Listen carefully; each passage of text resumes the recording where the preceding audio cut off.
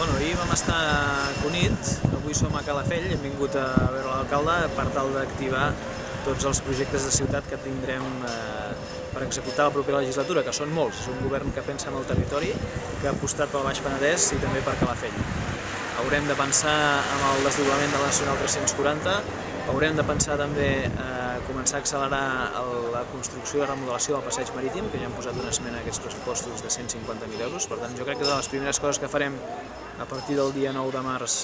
serà anar al Ministeri de Medi Ambient per tal de poder accelerar la inversió del passeig marítim i a donar-li tota una continuïtat des de Calafell fins al Creixell. Jo crec que amb això, amb el tercer carril de l'autopista i amb una aposta seriosa pels ferrocarrils i per les rodalies d'aquestes poblacions de la costa, amb Barcelona i cap a Tarragona, ens quedarà una ciutat molt endreçada després de molts anys de desinversió del Partit Popular del bracet de Convergència.